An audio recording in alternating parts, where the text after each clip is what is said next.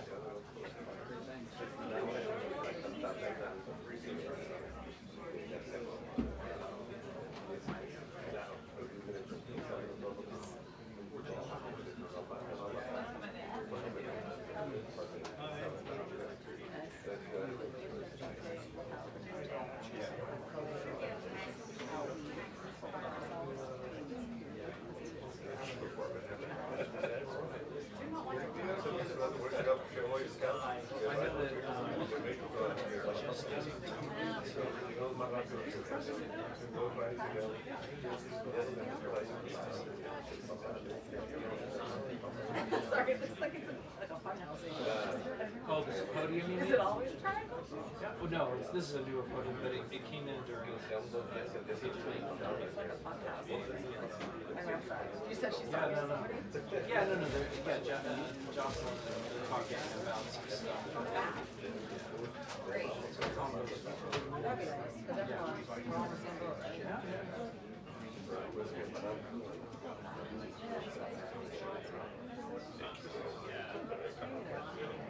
It just depends on the person, right?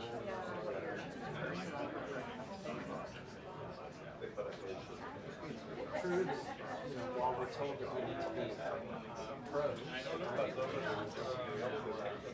Steel ourselves, and be professional, and focused in our hearts, and there are some who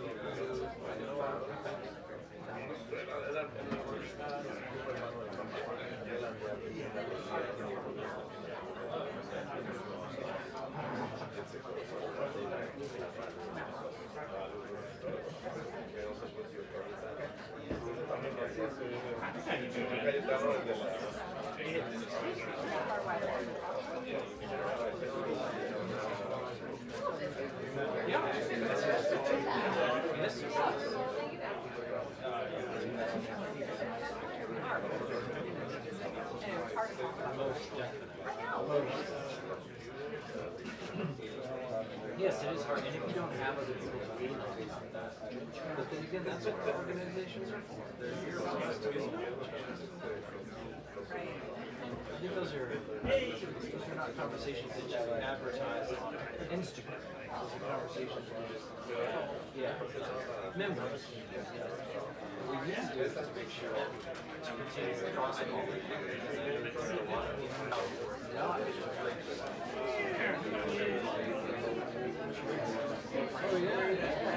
Oh yeah. Oh, I'm a special guest every day. Staff will be right here. So when they get up and leave. Yeah.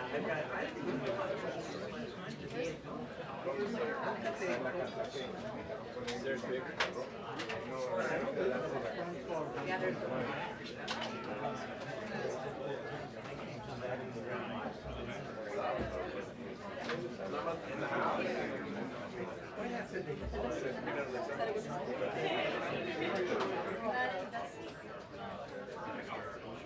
I like it. I'm not saying that. Yeah.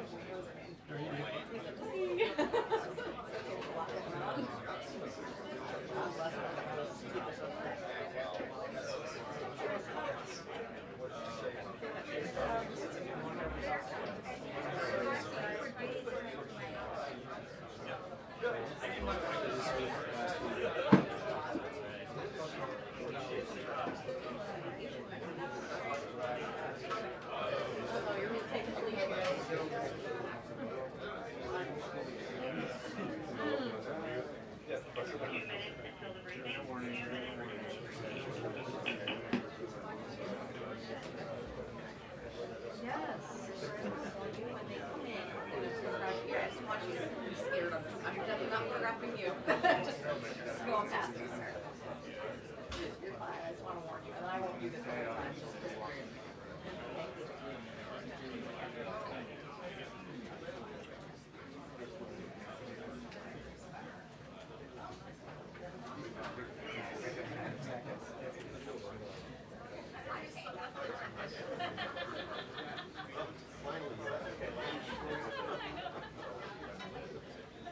Since you mentioned it, I'll take that over onto the walls.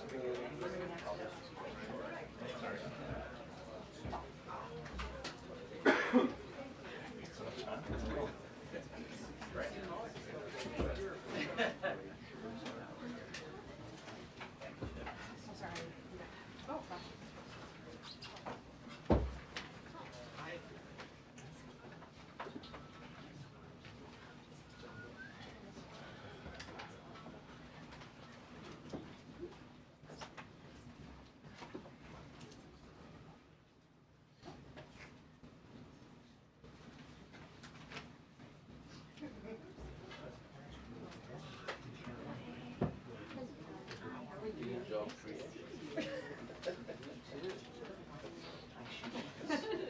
Horace and Brianna, we are going to hear from White House Press Secretary Karoline Leavitt any moment now, but certainly this is the second White House briefing that Good she has afternoon, done. everybody. She is taking the podium now. We'll take her. Okay, thank you. How are you? Nice live shot. Good to see all of you. Happy Friday. It's great to be back with you. I want to provide an update on President Trump's actions in the wake of the catastrophic air collision that tragically claimed the lives of 67 people at Reagan National Airport on Wednesday night. Everyone in this White House continues to mourn the victims and keep their friends and families in our thoughts and prayers during this unimaginable time. First, within moments of the collision, the president and his newly appointed team were in immediate communication. The president was briefed on Wednesday evening following the crash, again on Thursday morning, and he has continued to receive updates as recovery efforts continue on the ground.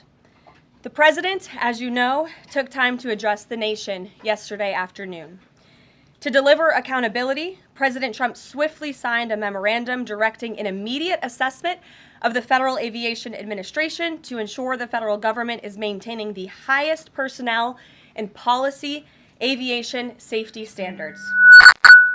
The memorandum directs the Secretary of Transportation and the FAA Administrator to immediately review all hiring decisions and changes to safety protocols made during the prior 4 years and to take all necessary corrective actions to achieve uncompromised aviation safety. The review will include a comprehensive assessment and reversal of any deterioration in hiring standards and aviation safety standards and protocols during the previous administration. Aviation safety was addressed by President Trump before this tragic collision even took place. On his second day in office, the president signed a memorandum to immediately stop Biden DEI hiring programs and return to non-discriminatory, merit-based hiring. And in 2018, during President Trump's first term, the Department of Transportation announced it would put an end at that time to use the biological questionnaire that was introduced by the Obama administration, which punished skilled applicants. President Trump has long led on the issue of aviation safety, and he will continue to do so. He will continue to deliver on the promises he made to the American people at record speed. The Senate has already confirmed 8 of President Trump's exceptional cabinet nominees, including most recently Transportation Secretary Sean Duffy, as you of course know, EPA Secretary Lee Zeldin, and Interior Secretary Doug Burgum, who is scheduled to be sworn in later today. We expect the Senate to continue quickly confirming the remainder of President Trump's well-qualified nominees in the days ahead. Earlier this week in the East Room, the president proudly signed the Laken-Riley Act into law, surrounded by Laken's loving parents and sister. This common-sense bipartisan law mandates the federal detention of illegal aliens who are accused of theft, burglary, assaulting a law enforcement officer, and any crime that causes death or serious bodily injury, like the animal who murdered Laken Riley in cold blood. This was the first piece of legislation President Trump proudly signed as the 47th President of the United States, and it will guarantee that Laken did not die in vain. As Laken's mother, Allison, tearfully said during the signing event, President Trump said he would secure our borders and that he would never forget about Laken, and he hasn't. He's a man of his word, and we trust that he will fight for the American people. Those are the words of Laken's mother, and we will never forget them. So to help lock up even more criminal illegal aliens, President Trump signed a memorandum this week to detain them at Guantanamo Bay. This action will expand the Migrant Operations Center at Naval Station Guantanamo Bay to full capacity to provide critical extra detention space for high-priority criminal illegals. Our brave ICE agents continue to arrest more and more of these types of individuals every day in communities across our country. And I have more updates for you. On January 27th, 2025, ICE Chicago arrested a citizen of Guatemala who has been convicted of solicitation to meet a child, disturbing, and sentenced to 24 months probation.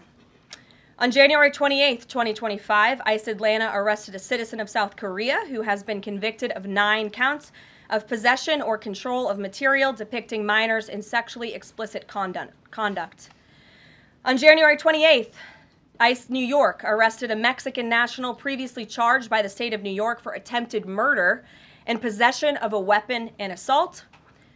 And on January 28th, ICE Philly arrested a citizen of Mexico who has been convicted of possession of child pornography. Our message is simple.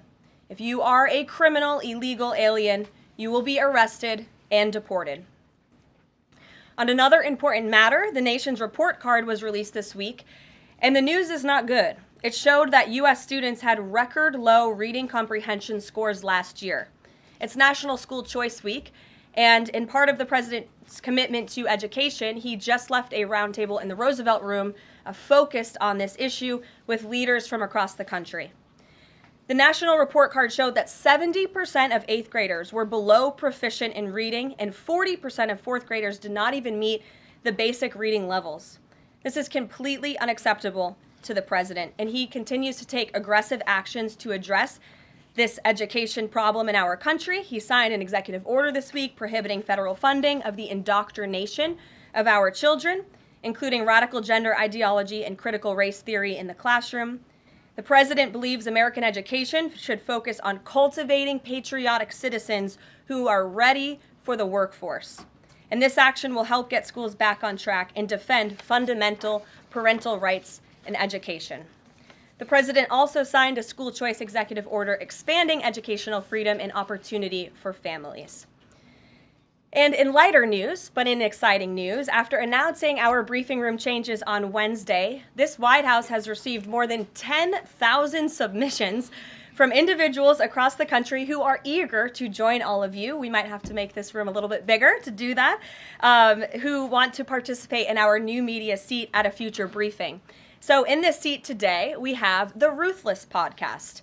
They humbly started by entertaining small audiences on Capitol Hill, but after 4 years, this program has become one of the most influential podcasts in America.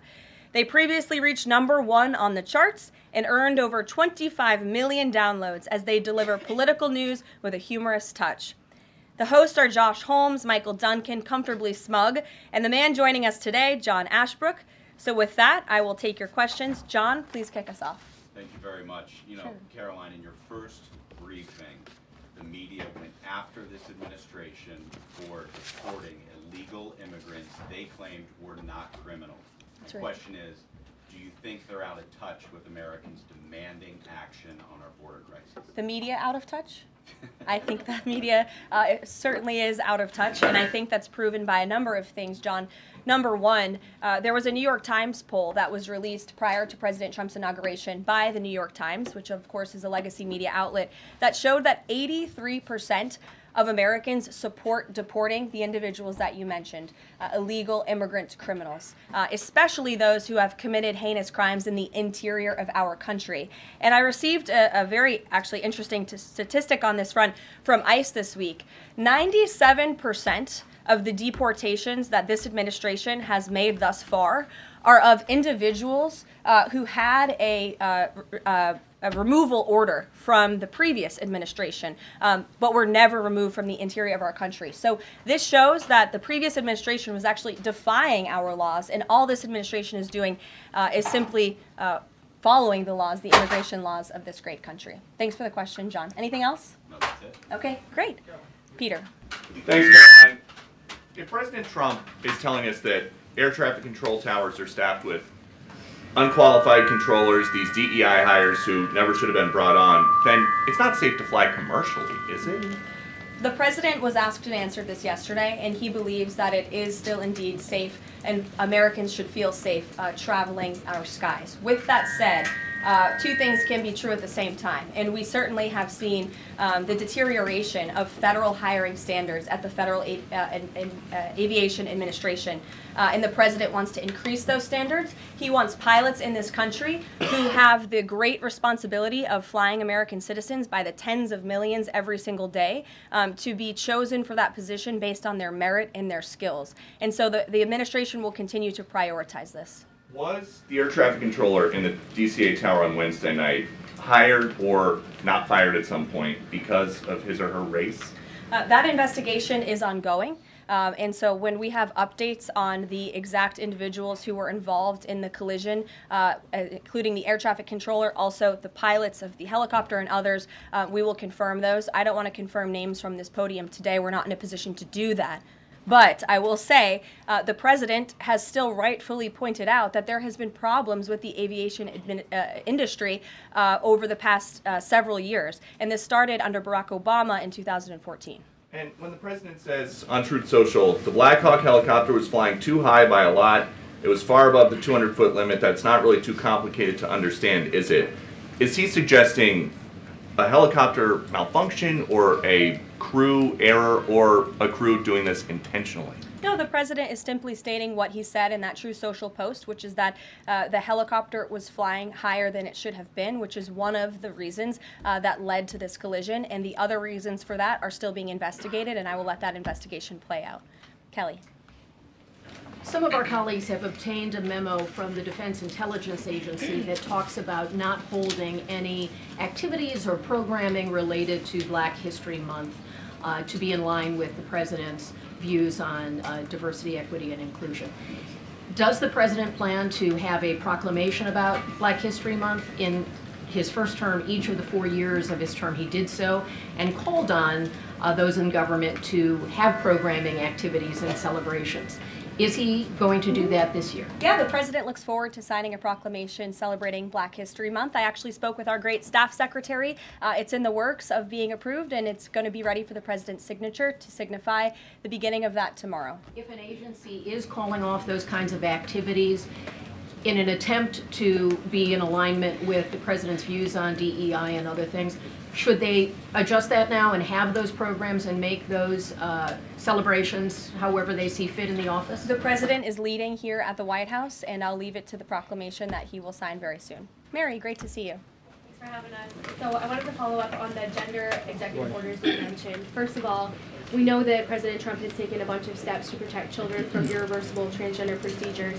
Is he interested in backing congressional legislation on this point? And does the Trump administration have interest in investigating doctors who perform these irreversible procedures on kids, such as a double mastectomy on a minor girl? Well, the president has already taken a very strong stance on this issue this week with the signing of his executive order, a few executive orders in this space. First, he made it the official policy of the federal government that there are only two sexes, male and female, and we have directed all federal agencies to comply with that policy. As for congressional legislation to support the president's agenda in this space, and certainly ending the mutilation of young children, the chemical castration of young children, which is a barbaric practice that the vast majority of Americans do not support for young minor children. Certainly the president would support Congress's efforts, as he has already made that very clear this week. Jennifer.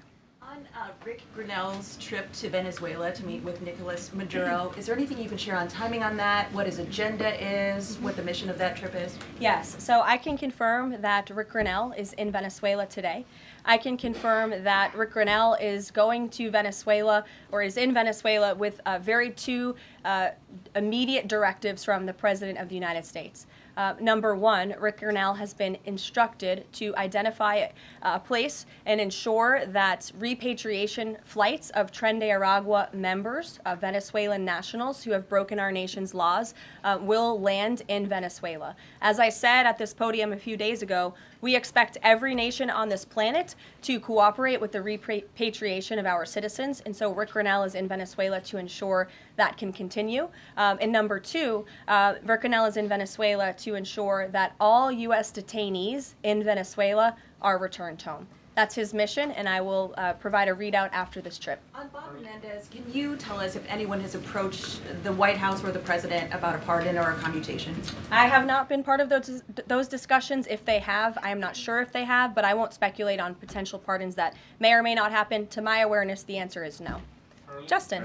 Hey, friends at Reuters are reporting that the president has made a decision on the Canada and Mexico tariffs, but that they won't actually be implemented until March 1st. I was wondering if you could confirm that and talk through some of the president's thinking. I saw that report and it is false. I was just with the president in the Oval Office, and I can confirm that tomorrow, the February 1st deadline that President Trump put into place at a statement several weeks ago, continues. The president will be implementing tomorrow a 25% tariffs on Mexico, 25% tariffs on Canada, and a 10% tariff on China for the illegal fentanyl that they have sourced and allowed to distribute into our country, which has killed tens of millions of Americans. These are promises made and promises kept by the president. The president yesterday said that last night he was planning to discuss whether an exemption would be made on oil imports. Do you have any information on what decision he made there, or will there be exemptions at all offered under this? I don't have an update or readout for you on the exemptions, but those tariffs will be for public consumption in about 24 hours tomorrow, so you can read them then. Stephen Nelson. Thank you very much, Caroline. I have 3 questions, if that's all right. I'd like to ask you about press freedom and then about 2 economic matters. Sure. On press freedom, on Tuesday you announced plans to roll back the more restrictive press badge policy of the Biden White House. But there's a different anti-press freedom policy I wanted to ask about. The Biden White House adopted a mysterious pre-screening process for journalists allowed into large event spaces that in the pre-pandemic phase of the first Trump term were open to all journalists on campus. This effectively limited the diversity of reporters present and blocked the asking of questions that large segments of the American public wanted answered.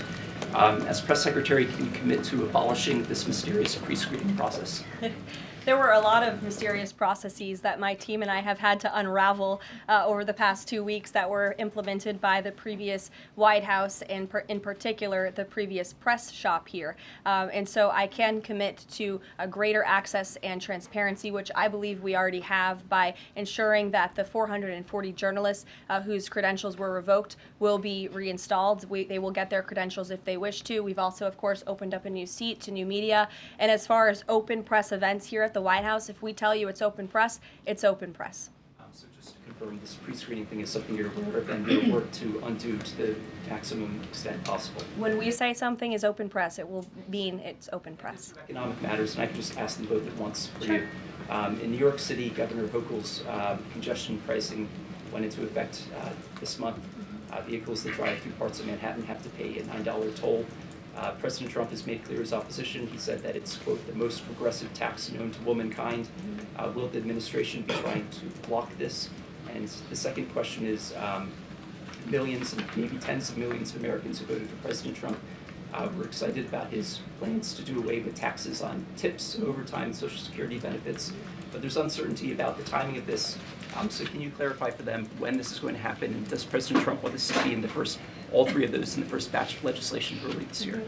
Well, to answer your question in one swoop, I will say that President Trump is committed to lowering taxes for Americans, cutting taxes for Americans. As for congestion pricing in New York, I do know that the president spoke with Governor Hochul about that. I don't have any, actions, so to speak, to read out for you on that issue today.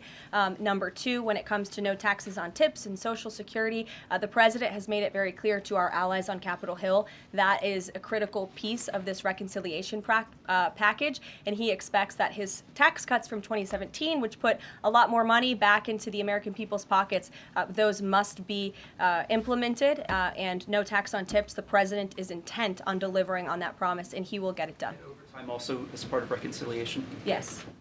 Sure. Thanks, Caroline. Can you guarantee that those tariffs won't increase prices for Americans, including at the gas pump and the grocery store? I think Americans who are concerned about increased prices should look at what President Trump did in his first term. He effectively implemented tariffs, and the average inflation rate during the first Trump administration was 1.9%. In fact, when President Trump left office, it was 1.4%. So President Trump is going to do everything he possibly can to cut the inflation crisis that the previous administration imposed on the American people, and he will continue to effectively utilize tariffs. If those tariffs do increase prices for Americans, will the administration reverse them? That's a hypothetical question, and the president is intent on ensuring that he effectively implements tariffs while cutting inflation and costs for the American people.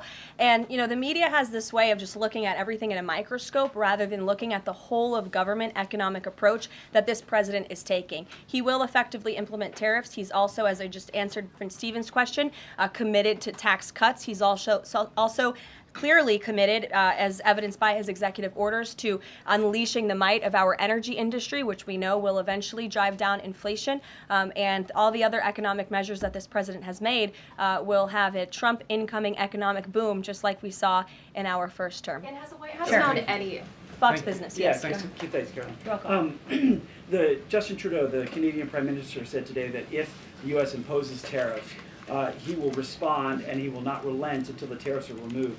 Are we seeing the start of a trade war with Canada? I don't think so. I think the president is going to implement those tariffs tomorrow, and he will respond to Mr. Trudeau's comments in due time, I am sure. What type of things have to happen? What does the administration need to see in order to avoid those tariffs? Well, the tariffs are incoming tomorrow on Canada, and the reason for that is because both Canada and Mexico have allowed an unprecedented invasion of illegal fentanyl that is killing American citizens and also illegal immigrants into our country. In fact, I have more language for you right here. Canada, Mexico, and China, which, as I mentioned, President Trump will implement a 10% tariff on China, have all enabled illegal drugs to pour into America. The amount of fentanyl that has been seized at the southern border in the last 2 years alone has the potential to kill tens of millions of Americans. And so the president is intent on doing this, and I think Justin Trudeau would be wise to talk to President Trump directly before pushing outlandish comments like that to the media. If I may, one more. Yes, Now Lindsay. go back to the plane crash for one. Let me go back to the plane crash for just 1 second. You're interrupting your colleague, but sure. Sorry, I thought you called on me. Just I called on Lindsay. The president this morning said the Black Hawk helicopter was flying too high. I'm wondering if he's basing that on what he learned from investigators, and if you could offer a little bit more of a window into how he is keeping abreast of this investigation. Sure. Is the NTSB briefing him separately? Is he meeting in the Situation Room? You just sort of offer a window into that. Yeah, the president based that statement on truth, because it is truth and it's fact, and it was relayed to him by the authorities who are overseeing the investigation into this horrific plane collision. And the president, as I said in my opening remarks, continues to be briefed on the collision by everybody across his cabinet, the Secretary of Transportation, the Secretary of Defense, the NTSB, who the commissioner there was in the Oval Office with him yesterday. Lindsay. Lindsay, go ahead. Lindsay, go ahead. In recent days, the CIA actually revealed that they do also believe that COVID-19 was from a lab leak in Wuhan, China. How is the president planning on responding to this additional intel from the CIA, and will it impact how he responds to them with tariffs? Yeah, kudos to John Ratcliffe for revealing that truth and that fact to the American people. Many years too late, the Biden administration had a chance to let the American people know the truth about that, and for some reason, they chose not to. I also would just like to point out that several years ago, when I was working in this press shop and President Trump would take to this podium to brief the American people on COVID-19, he suggested that COVID very well may have came from a lab in Wuhan, China. And many members in this very room mocked him for that, said he was spewing conspiracy theories. He was not. We now know that to be the confirmable truth. It took many years for it to come out, but the president was right in this instance again. Sure. Caroline, thank you. I wanted to ask about Secretary Rubio's trip to Panama first. Sure. What did the conversations look like with President Trump on that? The president of Panama says it is, quote, impossible to negotiate over the canal. So what are you expecting from this visit? So I have not been present for Secretary Rubio's conversations with President Trump about the Panama Canal. I have been present for President Trump's own thoughts on the Panama Canal, and you've all seen them as well in his public statements that he has shown. He believes it's unacceptable that the canal is essentially run by the Chinese Communist Party. If you look at both ends of the canal, massive Chinese Communist Party linked companies run the canal. That's unfair to the American people, many of whom lost their lives many years ago building this canal. The American taxpayers are paying millions of dollars for the canal, and the president believes it's in our national interest as a nation for Secretary Rubio to go there and begin these discussions, and that's exactly why he's doing that. Sure. Thank you very much, Caroline. Is the United States in the process of pulling out of Syria militarily? Because the president wanted to do that in his first term as well, and he had a lot of pushback from the Pentagon and Congress. And based on what he said yesterday, is he considering doing that in a short time? The president was asked and answered this question yesterday, and he, as the commander-in-chief of the United States military, reserves the right to review troop deployments overseas at any point in time. Is that a topic right now? Yes. Thank you. Two questions. So we now know that the staffing was not normal at the air traffic tower, and so with the government freezing the hiring of new federal workers and offering buyouts, are you not afraid that more incidents of different kind could happen with less staffing in different agencies? Well, the president is intent on ensuring that we are increasing staffing at these agencies, and that's why he signed a very strong executive order on his second day in office, immediately terminating DEI hiring practices at the FAA. He also, following the tragic crash, as you all know, in the Oval Office yesterday, signed a memorandum directing an immediate assessment of the FAA to ensure the federal government is maintaining the highest personnel and aviation safety standards. And I would also just say there's a cultural piece to this as well. If you are an American who has spent many years studying aviation and you graduate from school and you're an air traffic controller based on skill and merit, and then you apply for a job and you're forced to fill out a biographical questionnaire asking you the color of your skin and asking you where you're from in details that aren't relevant at all to the job description, I think that deteriorates the morale of people in this industry. And if you talk to people in this industry, they'll tell you that. In fact, many of them filed a lawsuit against the FAA a couple of years ago under Joe Biden's administration because they were denied positions because of this DEI hiring practice that was putting identity politics over merit and skills. That's unacceptable, and I think just to put a fine point on this, because this is the third or fourth question I've answered on this subject, when you are flying on an airplane with your loved ones, which every one of us in this room has, do you pray that your plane lands safely and gets you to your destination, or do you pray that the pilot has a certain skin color? I think we all know the answer to that question, and as President Trump said yesterday, it's common sense. Rob Crilly. Yeah, I'd just like to follow up on that last question, actually. Has there been any sort of assurance from the FAA that they will immediately improve staffing levels, given the reports of not normal staffing levels on Wednesday? Oh, absolutely. You had Secretary Duffy here yesterday at the White House at this podium saying that he is on it, and we can all trust that he definitely will be. John Decker. Thanks a lot, Carol. You called on me, right? Yes, I did. Thank you very much. As long as your name's still John Decker. It is, absolutely. Thank you. The president's meeting today with the founder and CEO of NVIDIA. What is that meeting concerning, and who sought that meeting? I don't have details on this. It's a private meeting. It will take place at 2:30 p.m. I'll try to get there in time, and I can let you know after. How's that? On Guantanamo Bay, can you give more details about setting up that detention facility at Gitmo? How will that come about? What's the timing in terms of standing it up? And of course, this has happened before during the Clinton administration. Yeah, that's right.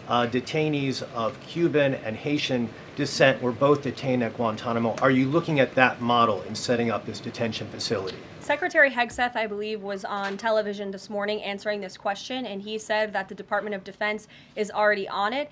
He has directed his agency to ensure that Gitmo is increasing their capacity for beds, and that's exactly what President Trump's executive order did. It directed Secretary Hegseth and also Secretary Noem to expand the Migrant Operations Center at the Naval Station to provide for this extra detention space, and as Secretary Hegseth confirmed this morning, that operation is underway. Sure. Caroline, on the tariffs, can you clarify whether those will actually be going into effect tomorrow or Yes. whether there might be some lead time? Yes. And are those, they will be going into effect tomorrow? Correct. And are those meant to be in place long term, or is there a scenario in which Canada, Mexico, and China can offer concessions and then they would be removed? At this point, the president has made it very clear those tariffs are going to be implemented and in effect. If the president at any time decides to roll back those tariffs, I'll leave it to him to make that decision. But starting tomorrow, those tariffs will be in place. Sure. Thanks, Caroline. Yes. Can you confirm a report by our friends at the Daily Mail that the British Prime Minister Keir Starmer is going to be visiting the White House in February? And also, if I may, do you have any more details on Netanyahu's visit here next week? Sure. I have not seen that report about the Prime Minister. I can go check back with our friends at the National Security Council and get back to you on that. I can confirm that Prime Minister Netanyahu will be here on Tuesday, February 4th, for a working meeting and visit with the President, and I'm sure you will all be here, very excited to cover that visit. Sure. Daniel. Thank you, Caroline. You're welcome. Back on the Guantanamo Bay subject, specifically, obviously, why does the president feel like that's the best location or a good location to make sure that Americans are safe from violent, illegal migrant crime? Well, it's a really good question, and the memorandum that he signed, the order that he signed, builds on his previous executive actions, obviously, to secure our southern border and deport illegal criminals from the interior of our country. We know that we have an issue with detention space here in the interior, which is a big reason why Congress needs to pass this reconciliation package as quickly as possible to ensure that DHS and ICE have the funding they need to detain these individuals that the administration is very swiftly rounding up and deporting, arresting and deporting these illegal immigrant criminals. And so the president feels it's an appropriate place. Taxpayers are already funding it. The space is there. Why not use it? And the Secretary of Defense, as I said, is working on that as we speak. Sure. Yes. Thank you so much for having me here answering your question. So I want to talk more about the success that ICE is having finding these violent criminal aliens, some of them being sexual predators. But my friend Ben Berquam reports that the Chicago mayor and the Illinois governor are preventing ICE agents from going into jails and prisons to enforce detainers against illegal aliens. In Maryland, the Attorney General has also put out a memo hindering local police cooperation with ICE. Does the administration have any comment on leftist state and local officials defying ICE and Trump's deportation efforts? Yeah, I think it's very interesting that Democrat officials in these cities who have been completely overrun and overwhelmed by illegal immigrant criminals would refuse support and help to cure this problem that has especially taken over their cities. I guess they don't want to admit they've been wrong with their sanctuary city policies. I'm not sure. You'll have to ask them about their intentions, but they would be very wise to comply with this administration because this administration is hell-bent on enforcing our nation's immigration laws, and this administration will continue to arrest and detain and deport illegal migrant criminals. And what we won't do is defy our nation's immigration laws like the previous administration, who had these orders of removal on illegal immigrants across the country and were refusing to execute on them. We will continue to remove illegal criminals from our nation's interior. Are these sanctuary city leaders, are they violating the law? I would certainly think so. I'd have to check back on which specific law they're violating, but certainly if they're not enforcing our nation's immigration law, sounds like they are breaking the law. And I would also add that their constituents don't approve of that. You've seen residents in Chicago show up at their city council meetings infuriated with their leadership in that city because they are working very hard to provide for their families. They want public safety and law and order, and their officials have abandoned those very basic American principles in these cities. And the American people want law and order. It's, again, an overwhelmingly popular policy to deport illegal criminals from our nation's interior, and this administration will continue to affect that goal. Sure. A question on Colombia. We just interviewed Colombian President Gustavo Petro, and he insisted that he's not going to take any Colombian deportee from the U.S. if they arrive in South America handcuffed. How this administration responds to that? When did the Colombian president make those remarks? During an interview with us at Univision. Well, I will share those with the President of the United States, and I will get back to you on his response. What happens if Nicolas Maduro? Caroline, there are more than 150,000 disabled Americans who are working today. The president talked a lot yesterday about hiring the best and the brightest to work in the federal government. Safety aside, does he believe that disabled people do have a place to work in the federal government? And does he also support the current protections for disabled people working in the private sector as well? The president has made it very clear that this is a common sense solution to solving some of the problems that we have seen at the Federal Aviation Administration and also when it comes to many of the federal agencies across our government. People should not be hired based on their disabilities, based on their skin color, their gender, their race. None of that matters. What matters to this president and this administration is how well you can do your job, and the American people agree with that sentiment. So it's about competence, skill, and merit. And so the president is focused on ensuring that the most competent individuals, the best and the brightest in this country, are in positions in this federal government, especially when it comes to public safety. Can't overemphasize the importance of those jobs. Sure. On her question before, President Trump is holding China accountable on fentanyl by ramping up tariffs. So how is President Trump planning to hold China accountable on COVID origins? I haven't spoken to the president about the COVID origins specifically in regards to any actions he may or may not take when it comes to China. But as I have previewed quite a few times today, he will be implementing a 10% tariff on China tomorrow. Sure. Hi. Has the president made up his mind about a timeline for tariffs on the EU? No, he has not. Will it be a one-size-fit-all, or will it be differentiated among governments? I won't get ahead of the president on tariffs when it comes to the European Union. What I can tell you, again, is that the president will be implementing 25% on Canada, 25% on Mexico, 10% on China tomorrow for the reasons that I have repeatedly laid out in this briefing. Newsmax, go ahead. Yes. Thank you so much. No, the gentleman behind you. James Rosen. Yes, James. Thank you. Thank you, Caroline. Two quick questions on foreign policy, and then one very long and tedious and ponderous Rosen question thereafter. First, on Iran, we've heard very little about the president's forthcoming Iran policy besides his determination to prevent that nation from achieving a nuclear weapons capability. Is it the president's objective, short of the use of U.S. military force, to use the broad array of his powers to try to hasten the end of the Iranian regime? I think the president has actually made his position on Iran very clear, and he made that clear when there were the negotiations about the ceasefire, which we know obviously is now in place, and the deadline on that ceasefire has continued. He said that Hamas and Iranian-backed terrorists would have hell to pay if that ceasefire didn't move forward, and then quickly thereafter it did. I also do have news on the hostage front, which I'm very surprised nobody asked about this because it is big news story. And the White House applauds the release of 8 additional hostages from Hamas captivity, thanks to the ceasefire deal secured by President Trump.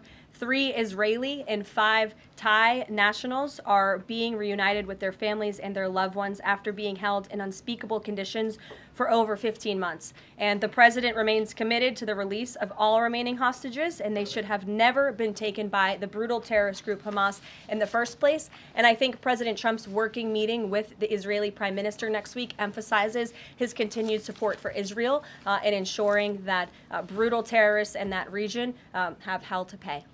Sure. Can I just finish the other 2 questions?